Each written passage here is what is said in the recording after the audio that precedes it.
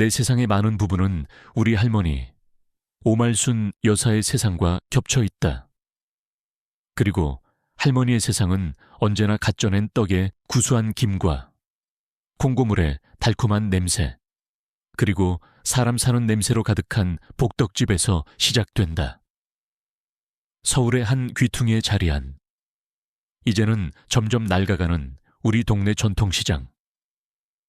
그 시장의 터줏대감인 복덕집은 내 유년 시절의 모든 추억이 깃든 곳이자 28이 된 지금도 여전히 내 마음의 고향이다.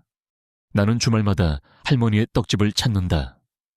번듯한 대기업의 마케터로 평일 내내 딱딱한 숫자와 논리와 씨름하다가도 주말이 되면 자석처럼 이곳으로 이끌린다.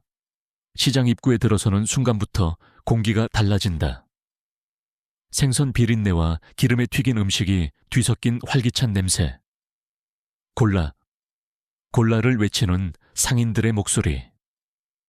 이 모든 혼돈 속을 가로질러 익숙한 간판 앞에 서면 비로소 숨통이 트이는 기분이다. 할미오니, 나왔어. 가게 문을 열고 들어서면 할머니는 언제나처럼 떡에 고물을 묻히고 계신다. 아이고, 우리 강아지 왔구나. 밥은 먹고 다니냐. 할머니의 첫인사는 언제나 내 끼니 걱정이다. 나는 괜찮다고 손사래를 치면서도 할머니가 내미는 따끈한 인절미 한 조각을 받아 입에 넣는다. 세상 어떤 고급 디저트도 이 맛을 따라올 수는 없다. 할머니의 손은 평생 떡을 만져온 세월로 가득 차 있다. 굵고 투박해진 마디, 깊게 팬 주름. 하지만 그 손길은 놀랍도록 섬세하고 강하다. 뜨거운 시루를 번쩍 들어옮기고 갓 쪄낸 떡을 떡매로 내리치는 모습은 여전히 힘이 넘친다. 나는 그런 할머니의 뒷모습을 보며 자랐다.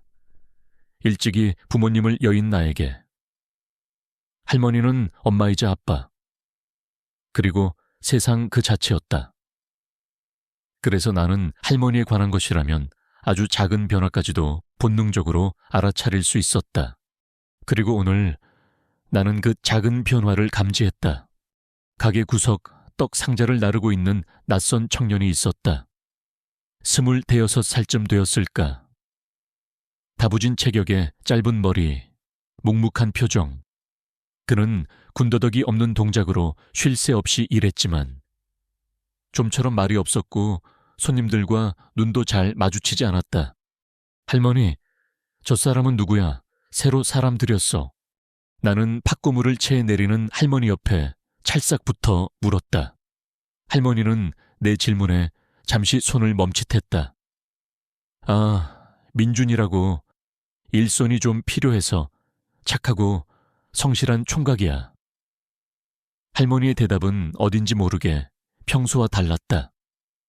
늘 새로운 사람에 대해 이런저런 이야기를 덧붙이시던 할머니가 오늘은 그저 착하고 성실하다는 말로 대화를 끝내려 하셨다. 내 안의 경계 레이더가 삐빅 소리를 내기 시작했다. 저 최민준이라는 청년, 무언가 있다. 나는 하루 종일 그를 유심히 관찰했다. 그는 정말 할머니의 말대로 성실했다. 무거운 쌀자루를 번쩍번쩍 나르고 떡 기계를 땀 흘리며 닦았다. 하지만 그는 이 가게에 어울리지 않았다. 이 작은 떡집에서 꾸준히 일을 하기에는 너무 젊고 건강했다. 그리고 그의 눈빛, 가끔 먼 곳을 바라보는 그의 눈에는 나이와 어울리지 않는 깊은 그늘이 서려 있었다. 무슨 사연이 있기에 저런 눈빛을 할까? 혹시 할머니의 약점을 잡고 있는 건 아닐까? 나는 최악의 상상을 하기 시작했다. 오후 늦게 가게 뒷방을 정리하던 중 나는 내 의심을 더욱 증폭시키는 또 다른 단서를 발견했다. 할머니의 낡은 오동나무 궤. 어릴 적부터 늘 그 자리에 있었던 할머니의 보물 1호. 나는 그 상자 안에 무엇이 들었는지 본 적이 없다. 할머니는 언제나 네 할아버지와의 추억이 담긴 물건들이라며 웃어 넘기실 뿐이었다. 그런데 오늘따라 그 상자 위에 놓인 자물쇠가 유난히 무겁고 비밀스러워 보였다. 나는 아무렇지 않은 척 할머니께 물었다. 할머니, 이 상자 안에 진짜 뭐 들었어. 나 이제 다 컸는데 한번 보여주면 안 돼. 할머니는 내 말에 희미하게 웃으셨지만 그 눈빛은 슬퍼 보였다. 우리 강아지 다 컸지. 그래도 이건 안 돼. 그냥 할미의 낡은 기억들이야. 네가 신경 쓸 거 없어. 바로 그때였다. 할머니가 깊은 한숨을 쉬며 혼잣말처럼 중얼거리셨다. 큰돈을 좀 마련해야 할 텐데. 중요한 일이라 더는 미룰 수가 없는데. 돈 무슨 돈 할머니. 무슨 일 있어. 누가 협박해. 내 목소리가 날카로워졌다. 그러자 할머니는 당황하며 손을 저었다. 아니야, 그런 거 아니야. 그냥 옛날 약속 지켜야 할 게 하나 있어서 그래. 신경 쓰지 마. 우리 강아지는. 하지만 나는 이미 들었다. 큰돈, 중요한 일, 옛날 약속. 이 세 가지 단어가 내 머릿속에서 위험하게 결합했다. 새로 나타난 젊은 남자, 굳게 닫힌 비밀 상자, 그리고 갑자기 필요해진 큰돈. 이 모든 우연이 가리키는 것은 단 하나였다. 우리 할머니가 저 최민준이라는 자에게 사기를 당하고 있거나 혹은 무언가 약점을 잡혀 협박을 당하고 있는 것이다. 나는 심장이 차갑게 식는 것을 느꼈다. 그날 저녁 가게 문을 닫을 시간이었다. 할머니는 여느 때처럼 팔다 남은 떡들을 한 봉지 가득 담았다. 모양이 좀 찌그러졌거나 색이 바래서 상품 가치가 떨어진 떡들이었다. 나는 할머니가 저녁거리로 집에 가져가시려나 보다 생각했다. 하지만 할머니는 가게 문을 잠그고 나를 데리고 시장 뒤편의 어두운 골목으로 향했다.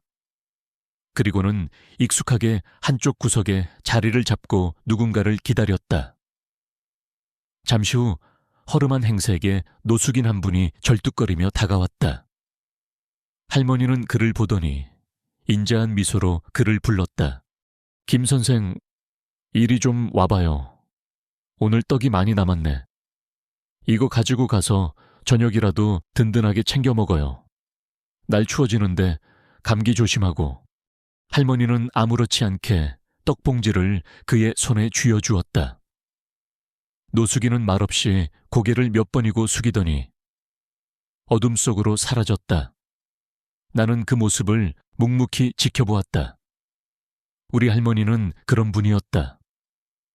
평생을 없는 사람들에게 베풀며 살아온 분. 세상 누구보다 따뜻하고 여린 마음을 가진 분. 나는 그런 할머니의 모습에 가슴이 뭉클하면서도 동시에 등골이 서늘해졌다. 이렇게 착하고 순진하시니, 그러니 사기꾼들의 완벽한 표적이 되는 거야.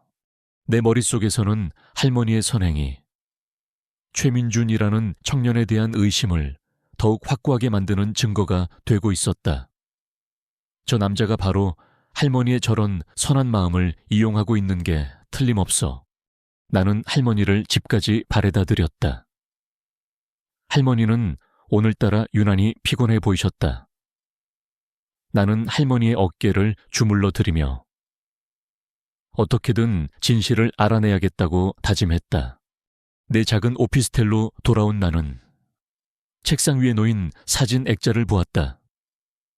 7살짜리 내가 할머니 품에 안겨 환하게 웃고 있는 사진이었다.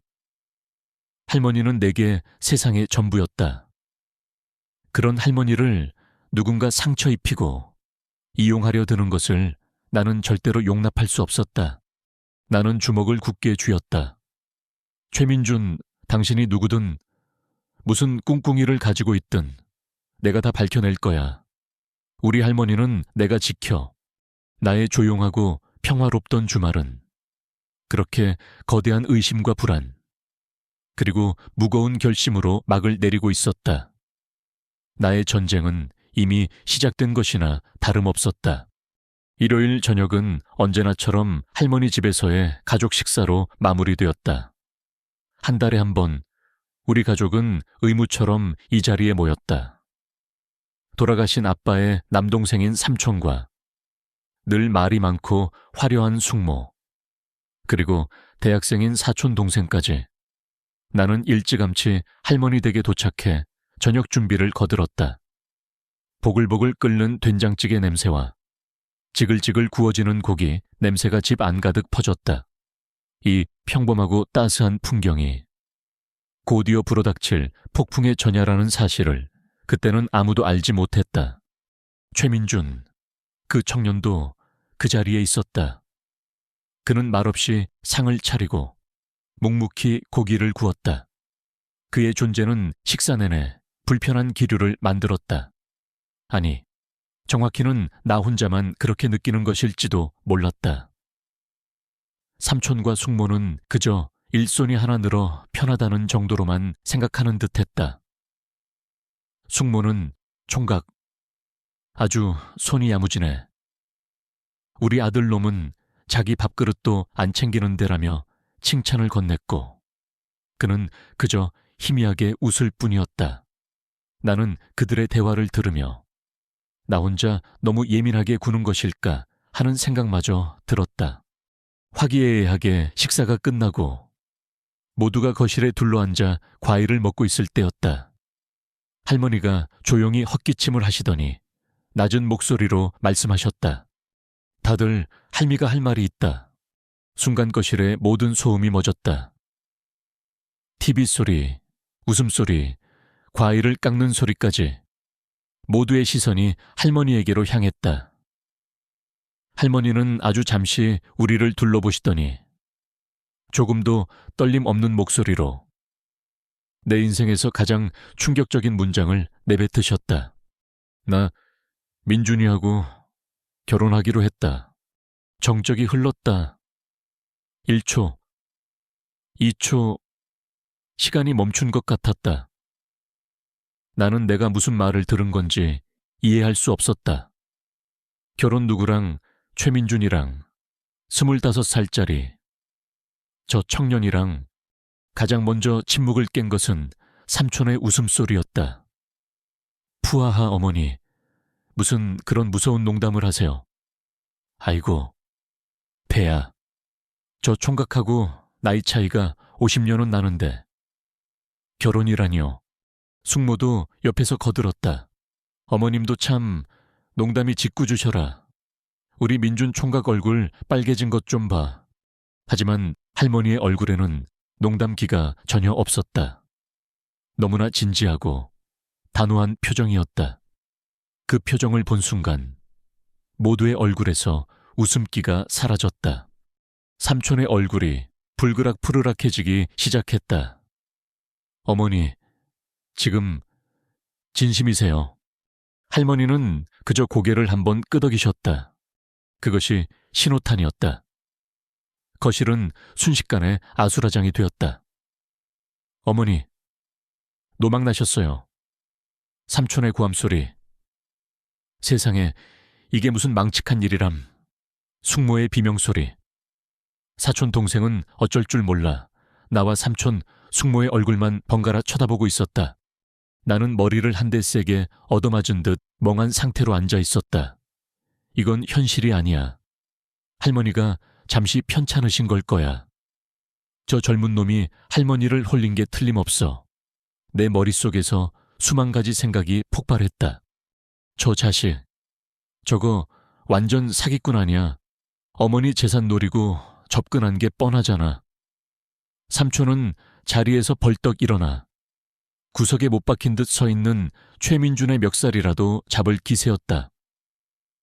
너, 이 자식, 우리 어머니한테 무슨 짓을 한 거야? 당장 바른 대로 말 못해. 나는 이성의 끈을 간신히 붙잡고 할머니에게 다가갔다. 할머니, 제발, 이게 무슨 말씀이세요? 저 좀 보세요. 네, 저 사람이 할머니 협박했어요. 아니면 이상한 약이라도 먹인 거예요. 하지만 할머니는 내 손을 뿌리치셨다.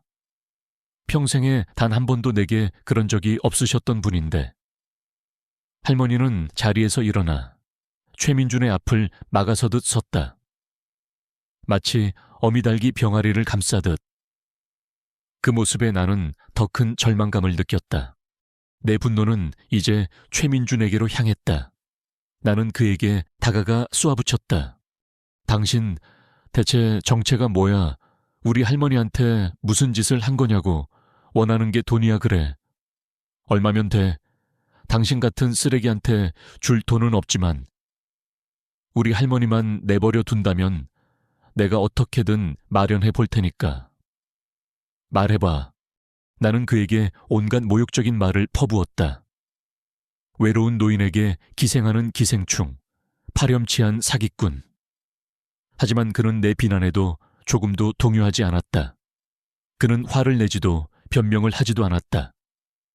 그저 그 깊이를 알 수 없는 슬픈 눈으로 나를 바라보며 나지막이 말했다. 지켜야 할 약속이 있습니다. 지켜야 할 약속. 그 알 수 없는 한마디가 내 분노에 기름을 부었다. 약속 무슨 약속. 그따위 핑계로 우리 순진한 할머니를 등쳐먹겠다는 거잖아. 내가 모를 줄 알아. 내 고함 소리에 할머니가 마침내 입을 여셨다. 할머니의 목소리는 얼음장처럼 차가웠다. 그만해라, 지원아. 나는 할머니의 그 목소리에 온몸이 얼어붙는 것 같았다. 이건 내 인생이고 내 결정이다. 민준이는 이제 내 사람이고 내 가족이야. 너희가 이 아이를 받아들일 수 없다면, 이 결혼을 축복해 줄 수 없다면. 할머니는 잠시 숨을 고르셨다. 그리고 내 심장을 후벼 파는 가장 잔인한 문장을 뱉으셨다.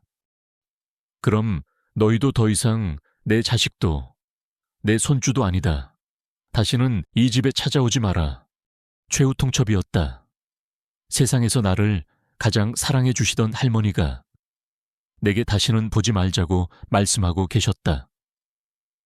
저 정체 모를 청년 하나 때문에 나는 하늘이 무너지는 듯한 충격을 받았다. 눈물이 쏟아질 것 같았지만 독하게 참았다. 지금 울면 지는 것이다. 그날 우리 가족은 마치 쫓겨나듯 할머니의 집에서 나왔다. 차 안에서도 삼촌의 분노와 숙모의 한숨이 그치지 않았지만 내 귀에는 아무것도 들리지 않았다. 오직 다시는 찾아오지 마라는 할머니의 차가운 목소리만이 메아리처럼 울리고 있었다. 내 오피스텔로 돌아온 나는 현관에 주저앉아 한참을 움직이지 못했다. 배신감, 슬픔, 분노, 그리고 할머니에 대한 걱정이 뒤섞여 머릿가죽이 터져버릴 것 같았다. 최민준, 그 자의 얼굴이 떠올랐다. 지켜야 할 약속이 있습니다. 그 의미를 알 수 없는 말과 모든 것을 체념한 듯한 그의 슬픈 눈빛. 아니, 속으면 안 돼. 그건 다 연기일 거야. 동정심을 유발해서 상황을 빠져나가려는 수작이겠지. 나는 그렇게 스스로를 다잡았다. 할머니의 최후 통첩은 나를 물러서게 하지 못했다. 오히려 내 결심을 더욱 확고하게 만들었다. 이것은 이제 단순히 할머니의 재산을 지키는 문제가 아니었다. 나는 할머니를 되찾아야만 했다. 저 사기꾼의 소나귀에서 할머니를 구해내고 우리 예전에 따뜻했던 관계로 돌아가야만 했다. 그러기 위해서는 저 최민준이라는 자의 가면을 벗겨내고 그의 추악한 실체를 만천에 드러내는 수밖에 없다. 나는 스마트폰을 들었다. 그리고 인터넷 검색창에 최민준이라는 세 글자를 입력했다. 물론 동명이인이 수백, 수천 명은 될 것이다. 이것만으로는 아무것도 알아낼 수 없다. 더 구체적인 정보가 필요했다. 그의 고향, 그의 과거, 그의 주변 인물들. 나는 자리에서 일어났다. 그리고 옷을 갈아입기 시작했다. 지금 당장이라도 할머니의 떡집으로 달려가 그가 없는 틈을 타 그의 소지품이라도 뒤지고 싶은 심정이었다. 기다려. 이지원. 흥분하면 안 돼. 침착해야 해. 나는 스스로를 진정시켰다. 전쟁에서 이기려면 더 치밀하고 냉정해져야 한다. 내일부터 나의 비밀스러운 조사가 시작될 것이다. 나는 그의 모든 것을 파헤칠 것이다. 그리고 그의 정체를 밝혀내 할머니의 눈앞에 증거로 내밀 것이다. 할머니가 나를 오해하고 잠시 나를 밀어낸다 해도 상관없었다. 결국에는 할머니를 위한 일이니까 나는 결심했다. 할머니를 되찾기 위한 이 외로운 싸움을 오늘부터 시작하기로. 내일 아침 나는 변호사 친구에게 전화를 거는 것으로 첫 번째 단계를 시작할 것이다. 혼인 무효 소송이 가능한지, 재산을 보호할 방법은 없는지, 법적으로 할 수 있는 모든 것을 알아볼 것이다. 동시에 나는 나만의 방식으로 그의 뒷조사를 시작할 것이다. 조용한 사서의 눈썰미와 끈기가 이런 일에 도움이 될 줄은 꿈에도 몰랐다. 창밖은 이미 칠흑 같은 어둠에 잠겨 있었다. 하지만 내 눈은 이제 막 사냥을 시작하는 맹수처럼 형형하게 빛나고 있었다. 그날 이후 내 세상은 두 개로 나뉘었다. 낮에는 평범한 마케터 박지원으로, 밤에는 할머니를 구하기 위한 비밀 탐정으로. 할머니의 폭탄 선언이 남긴 충격은 분노가 되고, 그 분노는 이제 차가운 결의가 되어 내 온몸을 휘감고 있었다. 나의 첫 번째 행동은 법률 자문을 구하는 것이었다. 대학 동기이자 지금은 잘나가는 변호사가 된 친구에게 전화를 걸어 자초지종을 설명했다. 친구는 내 이야기를 한참 듣더니 안타깝다는 듯 한숨을 쉬며 말했다. 지원아, 솔직히 말해서 법적으로는 쉽지 않아. 무슨 소리야. 저건 명백한 사기잖아.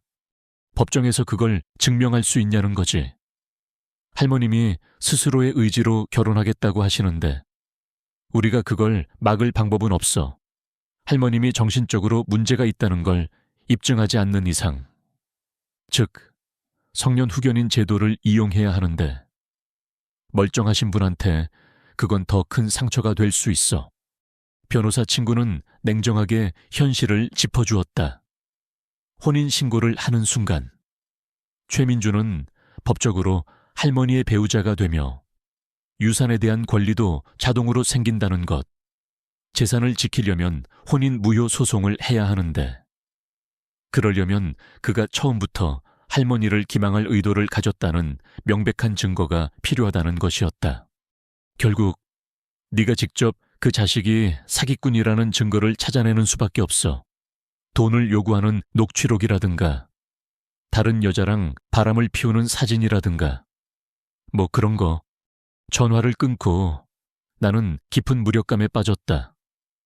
법은 내 편이 아니었다. 결국 모든 것은 내 두 손에 달려 있었다. 나는 그날 회사에 몸이 아프다는 핑계로 병가를 냈다. 그리고 나의 본격적인 잠복 근무가 시작되었다. 나는 할머니의 떡집 건너편에 있는 창가 자리가 좋은 2층 카페에 자리를 잡았다. 하루 종일 그곳에 죽치고 앉아 망원 렌즈가 달린 카메라로 떡집을 감시했다. 내가 상상한 그림은 이랬다. 최민준이 할머니가 안 볼 때마다 몰래 휴대폰으로 누군가와 연락을 주고받거나 의심스러운 인물과 접선하는 장면. 하지만 몇 시간을 지켜봐도 내 상상과는 전혀 다른 풍경만이 펼쳐졌다. 최민주는 정말 소처럼 일했다. 그는 한시도 쉬지 않고 쌀을 나르고 떡을 찌고 가게를 청소했다. 손님들에게는 여전히 무뚝뚝했지만 허리가 아픈 할머니가 무거운 것을 들려하면 어디선가 나타나 몰차 대신 들어주었다. 할머니가 그를 대하는 태도도 이상했다. 그것은 사랑에 빠진 노부인의 모습이 아니었다. 오히려 잘 자란 손주를 대하는 듯한 대견함과 애틋함이 뒤섞인 눈빛이었다. 둘 사이에는 어떤 부적절한 신체 접촉도 닭살 돋는 애정 표현도 없었다. 그저 오랜 세월 함께 일해온 동료처럼 편안하고 익숙한 침묵이 흐를 뿐이었다. 뭐지? 내가 생각한 거랑 너무 다르잖아. 나는 혼란스러웠다. 어쩌면 그들의 사기 행각이 매우 고단수일 수도 있다. 나는 섣부른 판단을 경계하며 며칠을 더 지켜보기로 했다. 기회는 의외의 순간에 찾아왔다. 최민준의 휴무일이었다. 나는 그가 드디어 꼬리를 드러낼 것이라고 확신했다. PC방에 가서 게임을 하거나 유흥가에 가서 돈을 쓰거나 혹은 사기꾼 동료들을 만나 작당 모의를 하겠지. 나는 만반의 준비를 하고 아침 일찍부터 그의 집 앞에서 잠복했다. 그가 집을 나섰을 때 나는 모자와 마스크로 얼굴을 가린 채 조심스럽게 그의 뒤를 밟았다. 심장이 세차게 뛰었다. 범죄 영화의 한 장면처럼. 나는 미행의 스릴과 공포를 동시에 느끼고 있었다. 그는 버스를 타고 지하철로 갈아탔다.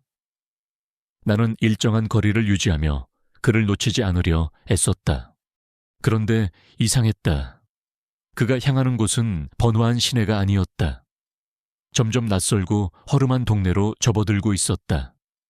그리고 마침내 그가 멈춰 선 곳은 별빛 보육권이라는 낡은 간판이 걸린 3층짜리 건물 앞이었다. 보육권, 여기에 왜? 나는 건물 맞은편의 전봇대 뒤에 숨어 망연자실한 채 그를 바라보았다. 그는 익숙하게 건물 안으로 들어갔다. 그러자 안에서 아이들의 환호성이 터져 나왔다. 와, 민준이 형 왔다. 나는 내 눈을 의심했다. 잠시 후 그는 아이들 몇몇과 함께 건물 밖으로 나와 작은 놀이터에서 공놀이를 하기 시작했다. 나는 그의 얼굴에서 지금껏 단 한 번도 본 적 없는 표정을 보았다. 바로 행복이었다. 그는 아이들을 향해 환하게 웃고 있었다. 어떤 그늘도, 어떤 계산도 없는 순수한 미소였다. 그는 아이들을 번쩍 들어 비행기를 태워주기도 하고 넘어진 아이의 무릎을 정성껏 닦아주기도 했다.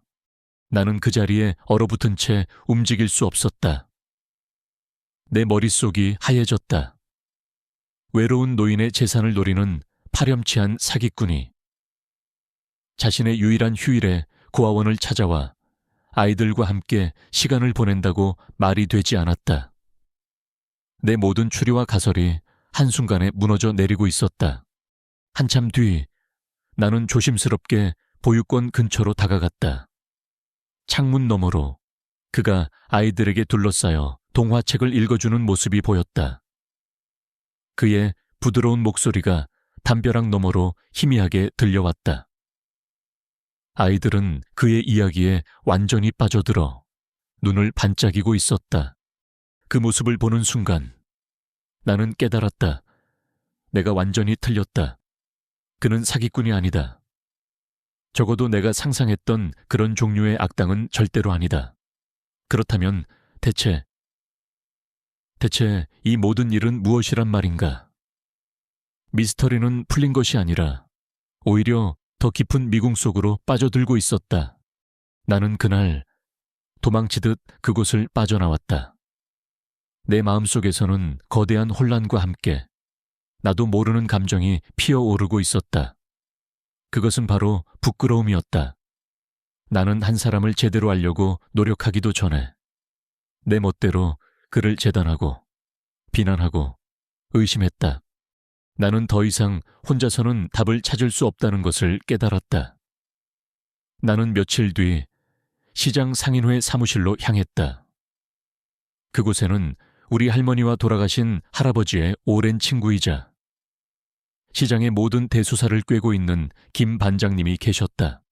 나는 김 반장님 앞에 앉아 모든 것을 털어놓았다. 할머니의 충격적인 결혼 선언, 나의 의심, 그리고 오늘 보육원에서 목격한 최민준의 모습까지. 내 이야기가 길어질수록 김 반장님은 말없이 내 이야기를 들어주시며 굳은 표정으로 차만 마시고 계셨다. 그래서 반장님, 도대체 어떻게 된 일인지 아시는 거 있으세요? 저는 이제 정말 하나도 모르겠어요. 그 청년이 나쁜 사람 같지는 않은데.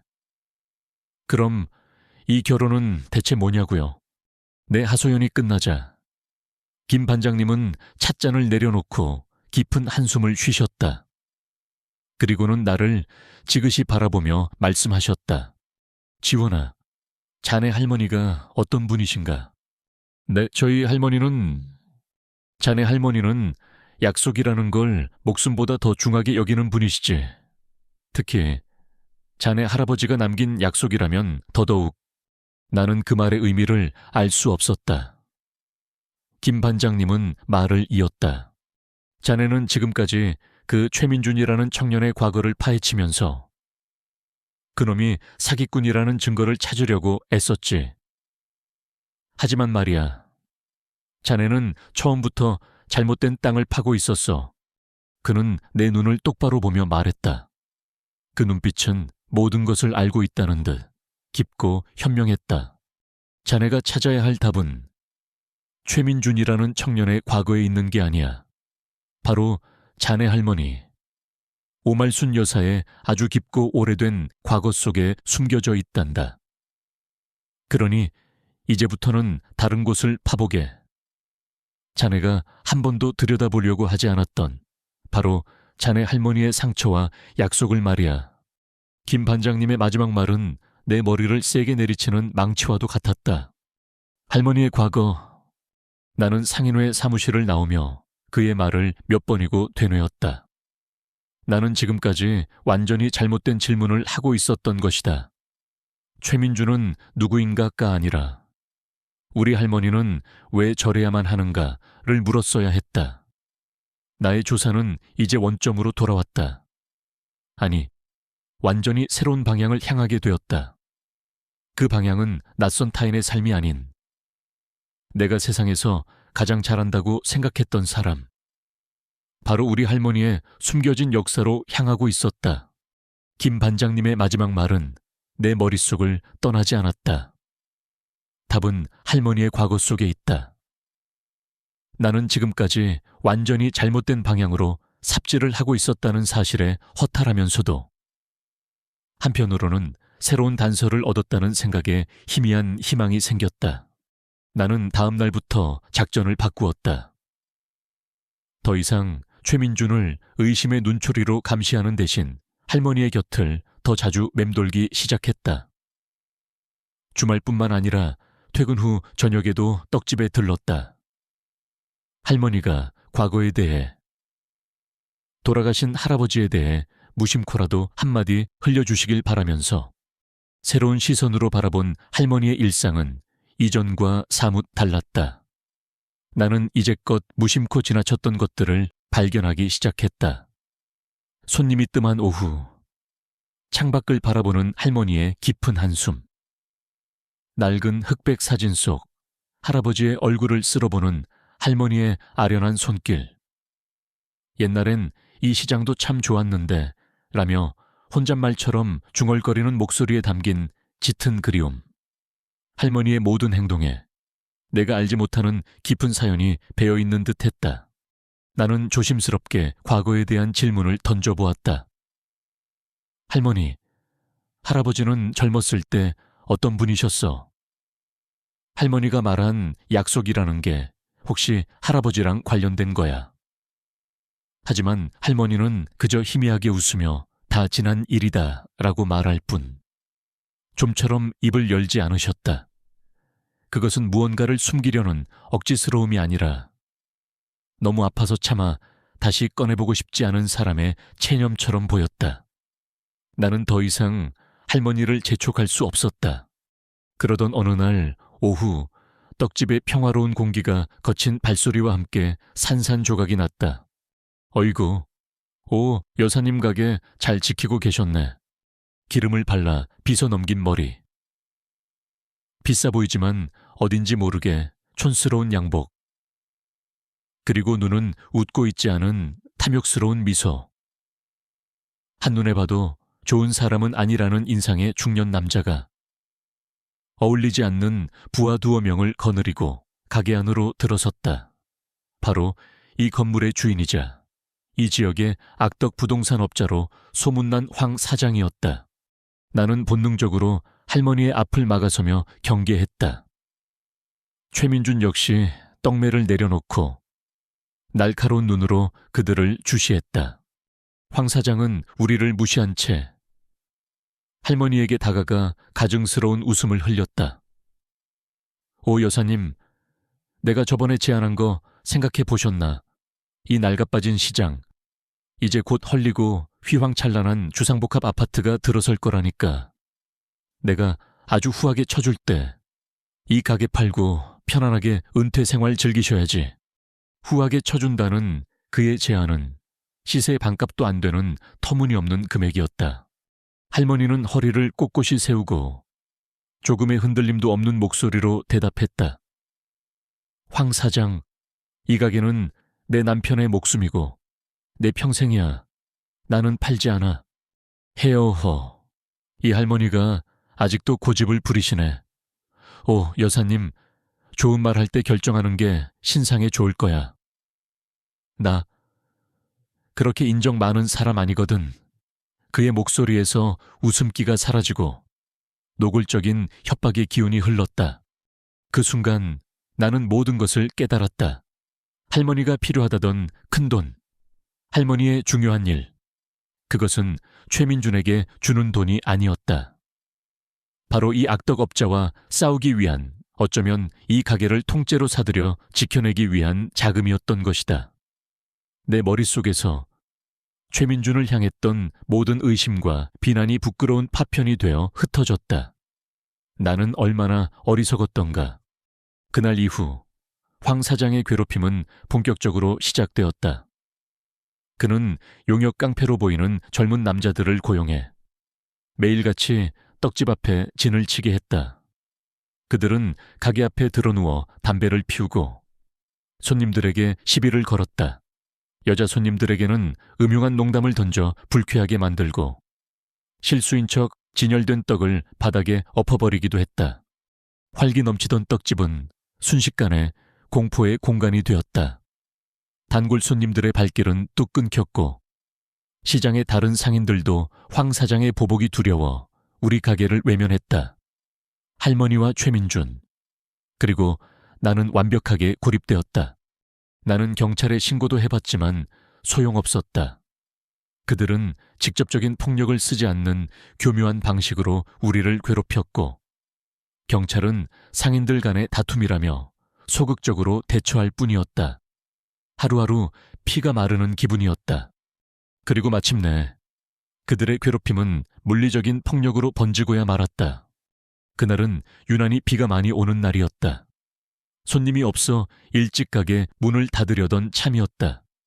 술에 취한 듯 보이는 깡패 2명이 가게 안으로 들이닥쳤다.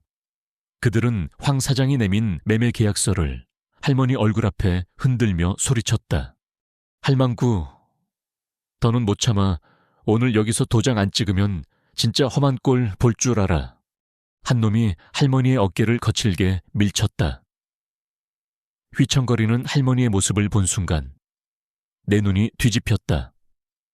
내가 소리치며 달려들려 하자 다른 한 놈이 내 스마트폰을 빼앗아 바닥에 던져버렸다. 나는 공포에 질려 아무것도 할 수 없었다. 바로 그때였다.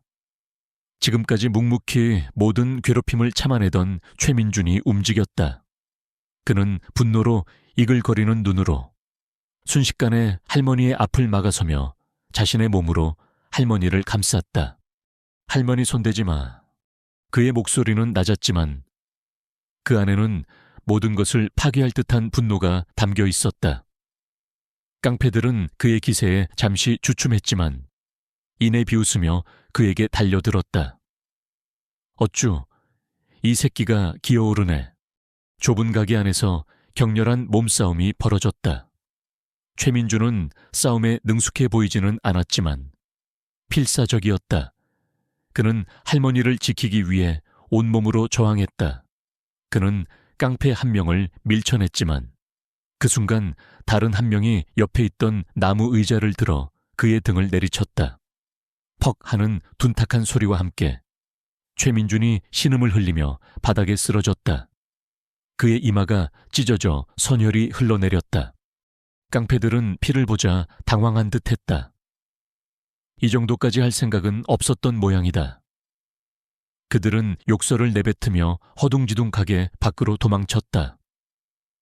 가게 안에는 빗소리와 할머니의 흐느낌, 그리고 쓰러진 최민준의 거친 숨소리만이 남았다.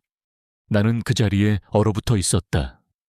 그리고 내 안에 무언가가 완전히 무너져 내리고 있었다. 나는 비틀거리며 최민준에게 다가갔다. 그의 피 흐르는 얼굴, 고통으로 일그러진 표정.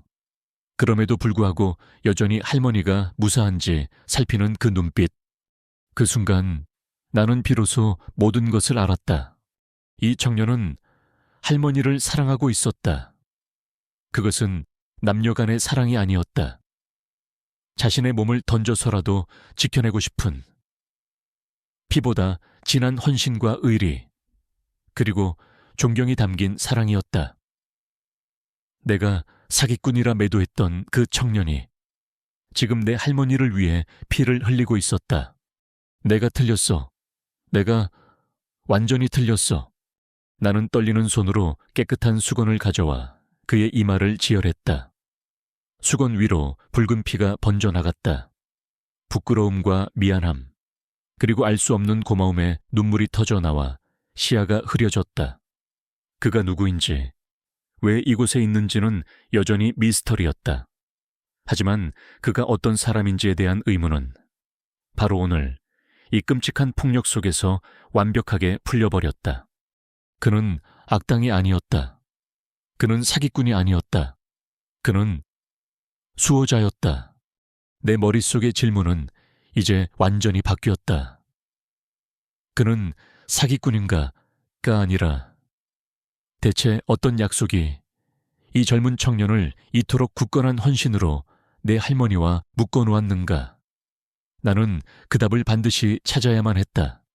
그날 밤 우리 세 사람은 할머니의 작은 집으로 돌아왔다. 떡집은 엉망이 되었고 최민준의 상처도 병원에서 치료를 받아야 했다. 다행히 뼈에는 이상이 없고 이마를 몇 반을 꿰매는 것으로 그쳤다. 의사는 뇌진탕 증세가 있을 수 있으니 안정을 취하라고 말했다. 나는 할머니를 도와 최민준을 할아버지가 쓰시던 작은 방에 눕혔다. 집안의 공기는 무겁고 고요했다. 하지만 그 침묵은 더 이상 의심과 불신의 침묵이 아니었다.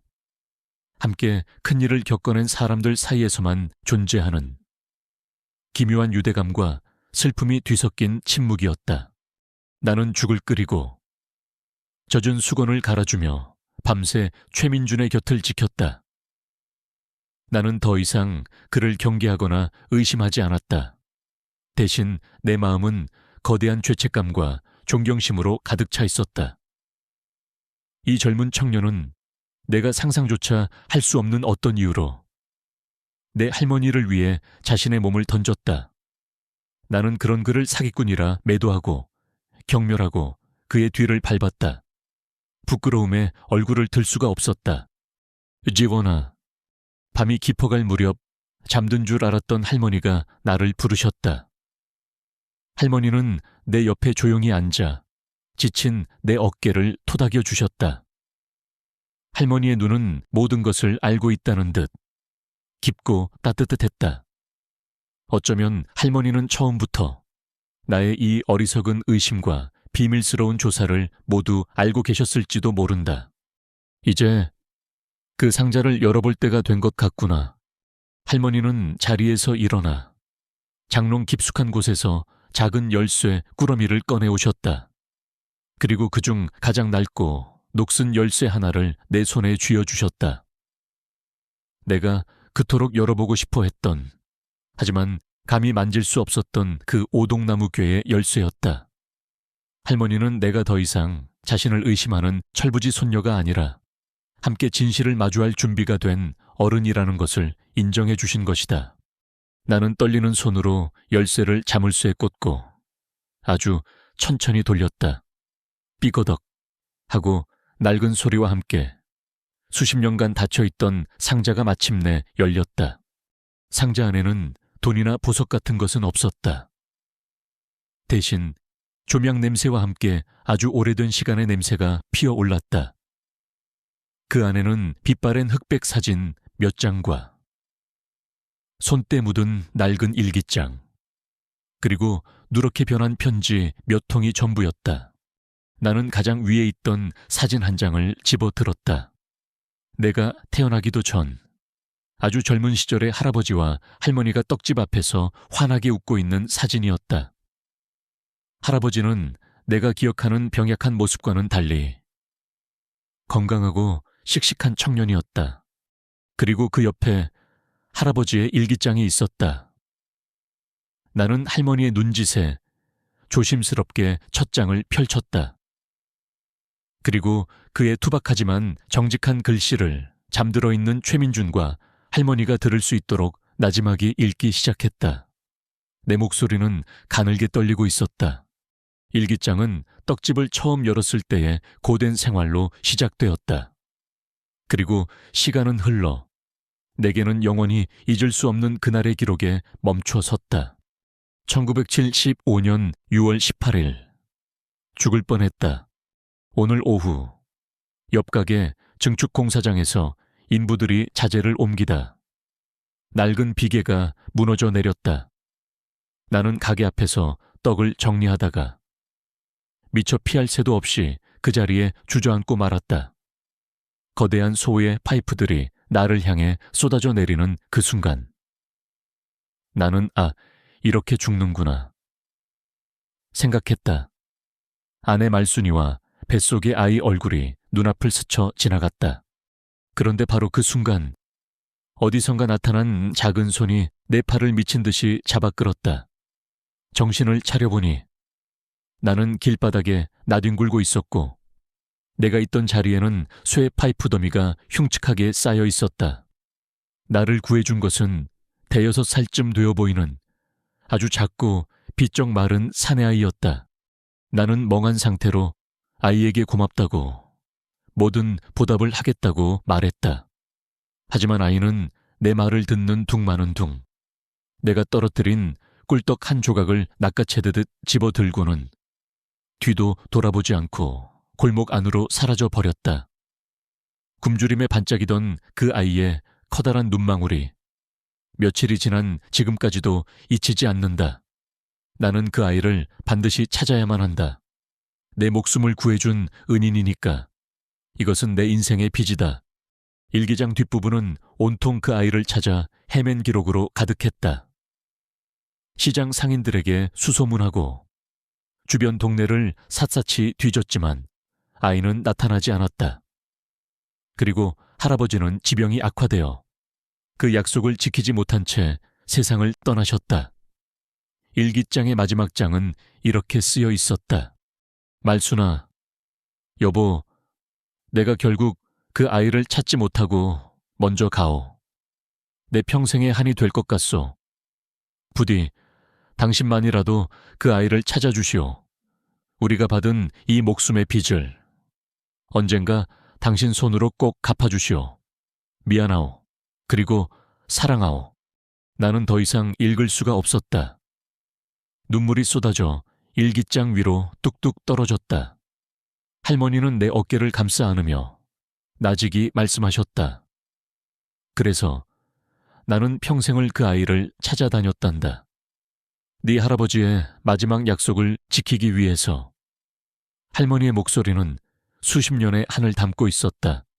그때였다.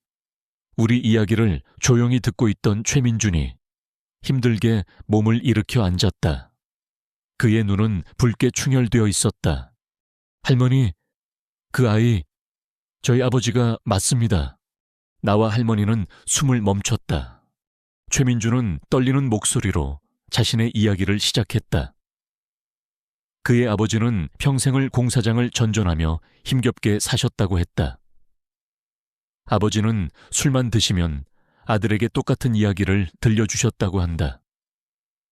아주 어릴 적 배가 너무 고파 시장을 헤매다가 마음씨 좋은 떡집 아저씨를 위험에서 구해드리고 그분이 주신 꿀떡 하나로 며칠을 버텼다는 이야기. 그 꿀떡이 세상에서 가장 맛있는 음식이었다는 이야기. 아버지는 돌아가시기 직전에 제 손을 잡고 말씀하셨어요. 그 떡집 부부에게 꼭 찾아가서 신세 많이 졌다고, 덕분에 굶어 죽지 않고 잘 살았다고, 그래서 걱정하지 마시라고 꼭 좀 전해달라고요. 그것이 아버지의 마지막 유언이셨습니다. 그것이 바로 그가 말했던 지켜야 할 약속의 정체였다. 그는 아버지의 유언을 지키기 위해 수소문 끝에 할머니의 떡집을 찾아왔다고 했다. 하지만 그가 마주한 것은 평생의 은인을 만나러 온 감격이 아니라 악덕 사장에게 가게를 뺏길 위기에 처한 할머니의 절박한 모습이었다. 그는 차마 자신의 신분을 밝히고 약속을 전할 수가 없었다. 대신 그는 할머니 곁에 남아 이름 없는 청년 행세를 하며 할머니를 지키기로 결심했던 것이다. 그리고 그 충격적인 결혼 선언의 비밀도 마침내 풀렸다. 제가 고아라는 사실을 아신 할머니께서 먼저 제안하셨습니다. 최민준이 말했다. 황 사장이 계속 가게를 노리고 혹시라도 할머니께 무슨 일이 생기면 법적인 연고가 없는 저는 이 가게를 지킬 수가 없다고요. 할머니께서는 저를 당신의 가족으로 만들어 할아버지의 약속을 지키고 또 이 가게도 지키게 해주고 싶으셨던 겁니다. 그것은 사랑 없는 위장 결혼이 아니었다. 한평생 지켜온 약속과 목숨을 빚진 은인의 아들을 지키려는 할머니의 절박하고도 숭고한 사랑이었다. 법의 테두리 안에서 그들은 서로에게 가장 절실했던 가족이 되어주려 했던 것이다. 모든 진실이 밝혀지는 순간 나는 더 이상 참지 못하고 오열하고 말았다. 이 아름답고도 슬픈 이야기 앞에서 나의 이기적이고 편협했던 의심이 너무나도 부끄러웠다. 나는 할머니와 최민준 앞에 무릎을 꿇고 아이처럼 울며 사죄했다. 할머니, 민준 씨, 죄송해요. 제가 정말 잘못했어요. 아무것도 모르고. 할머니는 눈물 흘리는 나를 말없이 안아주셨다. 괜찮다. 우리 강아지, 괜찮아. 넌 그저 이 늙은 할미를 지키고 싶었을 뿐인걸. 내 마음, 내가 다 안다. 최민주는 붕대를 감은 이마를 하고서도 나를 향해 희미하게 웃어주었다. 그 미소는 모든 것을 용서한다는 따뜻한 신호였다. 낡은 오동나무 상자가 열리고 수십 년간 묻혀있던 진실이 세상 밖으로 나왔다. 그날 밤 우리 세 사람은 비로소 진짜 가족이 되었다. 피로 맺어진 가족이 아니라 약속과 은혜, 그리고 눈물과 용서로 맺어진 세상에서 가장 기묘하고도 단단한 가족으로 그날 밤 우리 세 사람은 낡은 상자 주위에 둘러앉아 밤이 새는 줄도 모르고 이야기를 나누었다. 할머니는 수십 년간 가슴에 묻어두었던 할아버지와의 추억을, 최민주는 단 한 번도 말해본 적 없는 아버지의 고단했던 삶을, 그리고 나는 나의 어리석었던 의심과 부끄러운 뒷조사를 모두 고백했다. 우리의 눈물과 고백, 그리고 용서는 낡은 집의 공기를 정화하고 우리를 진정한 의미의 한 가족으로 묶어주었다. 다음 날 아침 우리는 더 이상 피해자가 아니었다. 우리는 함께 싸울 동지이자 서로를 지킬 가족이 되어 있었다. 부어오른 눈으로 마주 앉은 아침 식사 자리에서 내가 먼저 입을 열었다. 내 목소리에는 더 이상 의심이나 불안 대신 단단한 결의가 서려 있었다. 할머니, 민준 씨, 우리 더 이상 이렇게 당하고만 있을 수는 없어요. 이제 우리가 방역할 차례예요. 내 말에 할머니는 걱정스러운 눈으로 나를 보셨다. 지원아, 일을 더 크게 만들고 싶지 않다. 저 사람들은 무서운 사람들이야. 할머니, 무서워서 피하면 저들은 더 기세등등해질 거예요. 이건 단순히 우리 가게만의 문제가 아니에요. 시장 전체의 문제라고요. 우리가 싸워야 해요. 하지만 예전처럼 혼자가 아니라 이제는 셋이 함께요. 나는 최민준을 바라보았다. 그는 말없이 고개를 끄덕였다. 그의 눈빛은 무엇이든 함께하겠다는 굳건한 신뢰를 보내고 있었다. 나의 전쟁은 이전과는 완전히 다른 방식으로 시작되었다. 마케터로서의 내 경험과 기획력이 나의 무기였다. 나는 체계적인 계획을 세웠다. 첫째, 황 사장의 협박 행위에 대한 명백한 증거 수집. 둘째, 고립에서 벗어나 시장 상인들의 연대를 구축.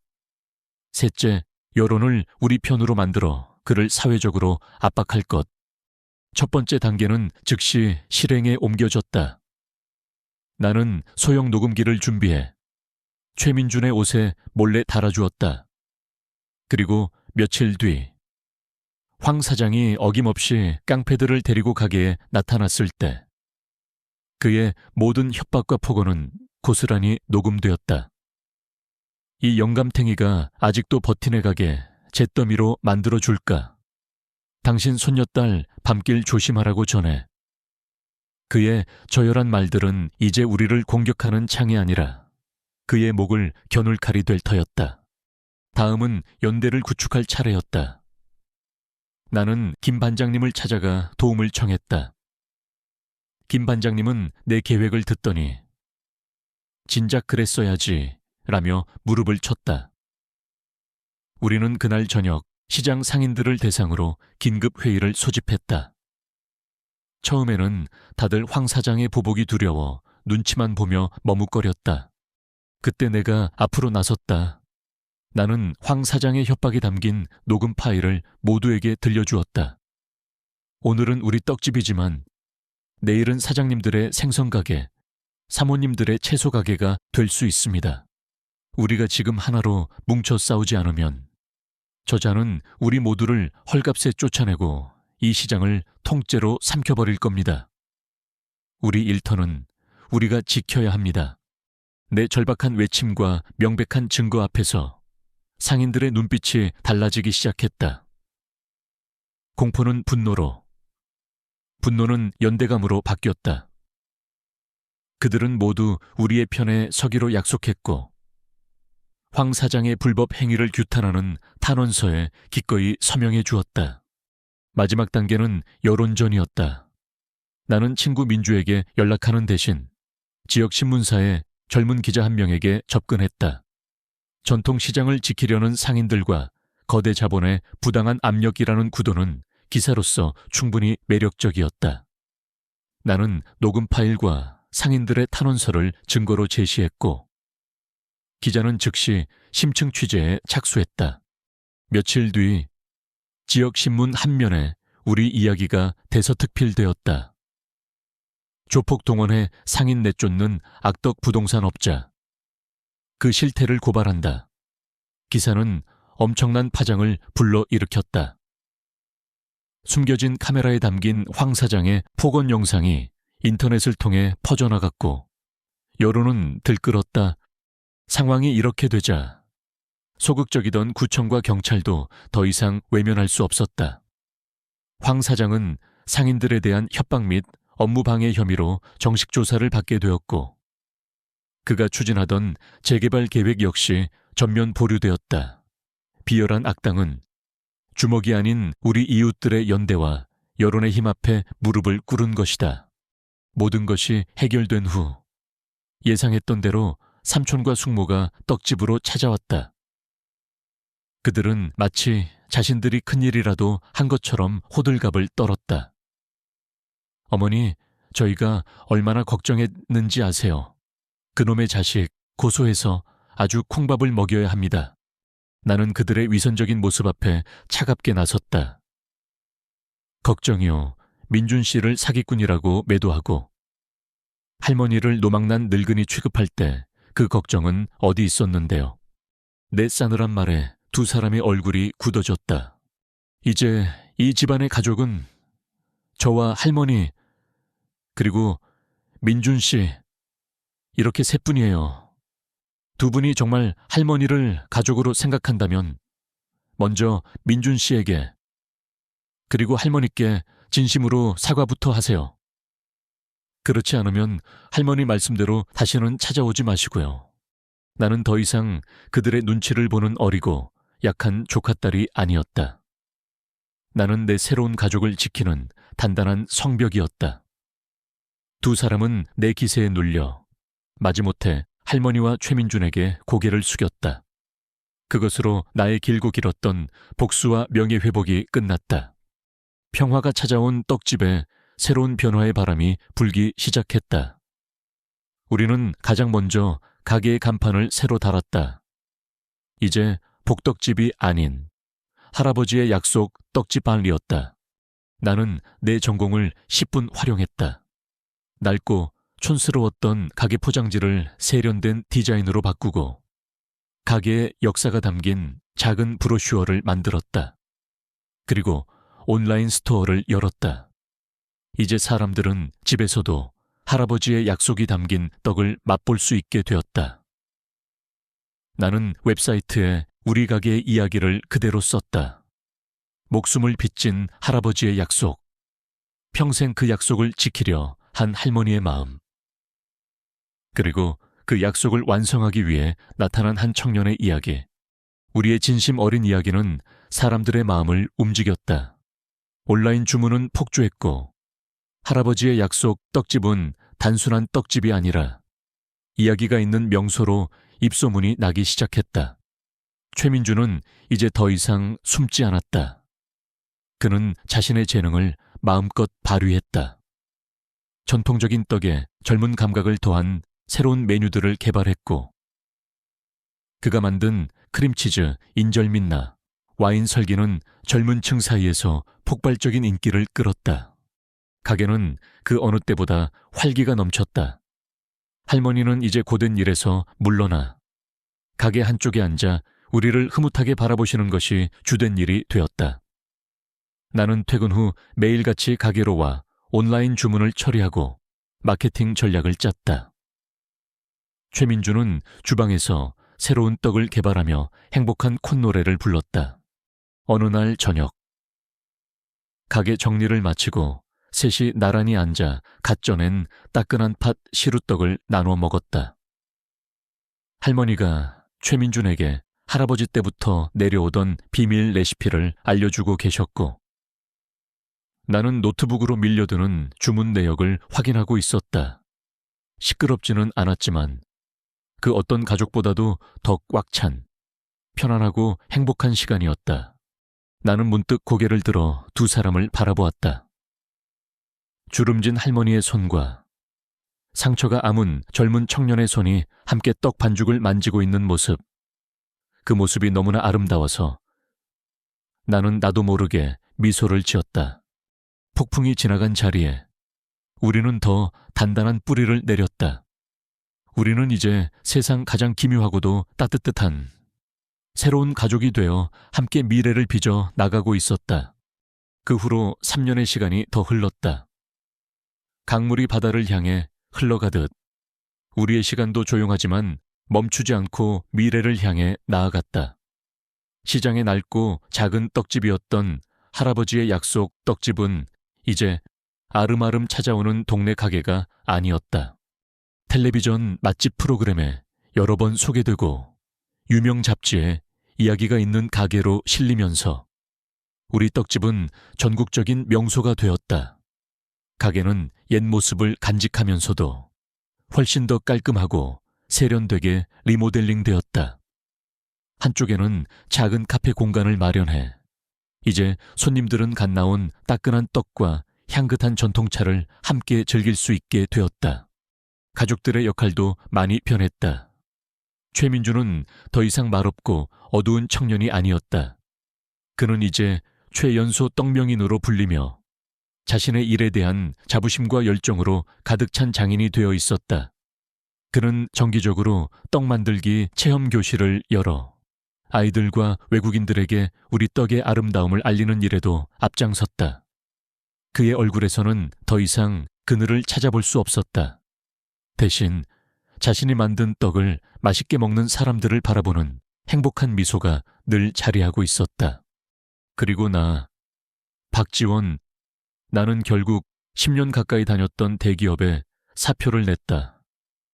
처음에는 떡집 일을 돕는 수준이었지만 점점 커져가는 가게를 보며 깨달았다.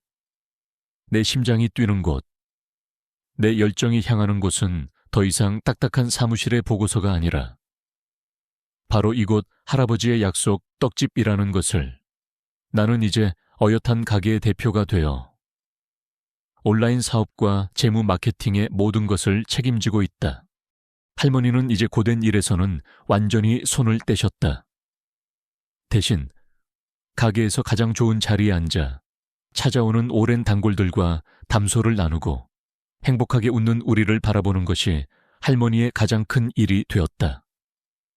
할머니의 얼굴에는 평생의 한을 모두 내려놓은 자만이 가질 수 있는 깊고 평화로운 미소가 가득했다. 오늘 우리 가족은 아주 특별한 행사를 위해 한 곳에 모였다. 바로 별빛 보육원에서 열리는 제1회 할아버지의 약속 장학금 수여식이었다. 우리는 가게 수익의 일부를 떼어 매년 보육원을 졸업하고 사회로 나가는 아이들을 위한 장학재단을 만들었다. 특히 요리나 제과제빵 등 손으로 무언가를 만드는 기술을 배우고 싶어 하는 아이들을 우선적으로 지원하기로 했다. 내가 처음 최민준의 진심을 엿보았던 바로 그 장소에서 이제 우리는 새로운 희망의 씨앗을 심으려 하고 있었다. 행사장은 소박했지만 따뜻한 열기로 가득했다. 나는 참석자로서, 그리고 최민준은 연설자로서 그 자리에 섰다. 한때 남의 눈도 제대로 마주치지 못했던 그가 이제 수많은 사람들 앞에서 자신의 이야기를 담담하게 풀어놓고 있었다. 여러분, 안녕하세요. 최민준입니다. 그는 아이들을 바라보며 부드럽게 말을 이었다. 제가 아주 어렸을 때 아버지는 제게 세상에서 가장 맛있는 음식이 무엇이었는지 자주 말씀해 주셨습니다. 그것은 바로 아주 배고팠던 어느 날 한 떡집 아저씨께서 주신 따뜻한 꿀떡 한 조각이었습니다. 그 작은 떡 하나가 저희 아버지의 힘겨웠던 어린 시절을 버티게 해준 힘이었습니다. 그의 목소리는 떨리지 않았다. 친절은 마치 떡의 온기처럼 세상을 건너갑니다. 수십 년 전 한 분이 베풀었던 작은 친절이 저희 아버지를 살렸고, 그 이야기는 다시 제게 전해져 저를 이곳 할머니께로 이끌었습니다. 그리고 오늘 그 온기는 다시 할아버지의 약속 장학금이 되어 이제 막 세상으로 나아갈 여러분에게 전해지려 합니다. 그는 아이들을 향해 따뜻한 미소를 지었다. 여러분, 절대 잊지 마세요. 여러분이 어디서 시작했는지는 중요하지 않습니다. 중요한 것은 여러분이 앞으로 어떤 온기를 세상에 전하며 살아갈 것인가입니다. 여러분, 한 명 한 명이 누군가에게는 세상에서 가장 맛있는 꿀떡 같은 존재가 될 수 있다는 것을요. 연설이 끝나자 우레와 같은 박수가 터져 나왔다. 나는 박수를 치며 눈물을 글썽이고 있었다. 나는 처음 이곳에 왔던 날을 떠올렸다. 의심과 경계심으로 가득 차. 담벼락 뒤에 숨어 그를 지켜보던 내 모습. 그랬던 내가 지금은 그의 가장 가까운 곳에서 그의 가장 든든한 가족이 되어 그의 새로운 시작을 응원하고 있었다. 이 모든 변화가 기적처럼 느껴졌다. 몇 년의 시간이 더 흘렀다. 나는 사랑하는 사람을 만나 결혼을 했고 이제는 5살짜리 딸아이의 엄마가 되었다. 내 삶에도 새로운 챕터가 열린 것이다. 어느 늦은 저녁 가게 문을 닫고 네 사람이 가게에 남아 있었다. 할머니와 최민준과 나와 그리고 내 딸 서윤이. 자, 이렇게 꼭꼭 눌러서 모양을 만드는 거야. 증조할머니가 된 오말순 여사는 자신의 무릎에 앉은 증손녀 서윤이의 작은 손을 잡고 절편에 꽃 모양 도장을 찍는 법을 가르쳐주고 있었다. 아이는 고사리 같은 손으로 도장을 꾹 누르며 할머니, 또 할래요? 라며 까르르 웃었다. 최민주는 이제 서윤이에게 세상에서 가장 좋은 삼촌이 되어 있었다. 그는 아이의 눈높이에 맞춰 쪼그리고 앉아 우리 서윤이 정말 잘 만드네. 나중에 삼촌이랑 같이 떡 만들어 볼까? 라며 다정하게 말을 건넸다. 나는 그 모습을 가게 한쪽에 서서 가만히 바라보았다. 70대 할머니와 20대 청년의 기묘한 결혼. 세상은 손가락질했고 나는 비난했다. 하지만 그 선택이 없었다면 지금 이 행복한 풍경은 존재할 수 있었을까? 나는 깨달았다. 가족이란 반드시 피로만 맺어지는 것은 아니라는 것을. 때로는 오래된 약속이, 서로를 향한 깊은 헌신과 연민이, 그리고 기꺼이 서로의 상처를 보듬어 안는 용기가 피보다 더 진한 가족을 만들기도 한다는 것을. 할아버지의 작은 친절이 아버지를 살리고, 아버지의 유언이 아들을 이끌고, 아들의 헌신이 할머니의 약속을 지키고, 그 모든 이야기가 이제 내 딸아이의 작은 손끝에서 새로운 모양으로 빚어지고 있었다. 이것이야말로 진정한 사랑의 유산이 아닐까. 나는 세 사람에게 다가가 그들의 어깨를 가만히 감싸 안았다. 떡의 구수한 냄새와 사람의 따뜻한 온기가 우리를 하나로 묶어주고 있었다.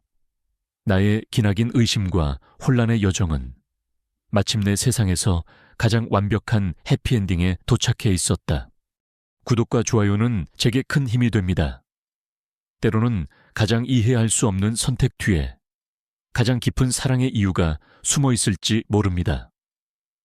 여러분의 삶에도 그런 기적 같은 이해의 순간이 찾아오기를 응원하며 다음에도 더 감동적인 이야기로 찾아뵙겠습니다. 시청해 주셔서 감사합니다.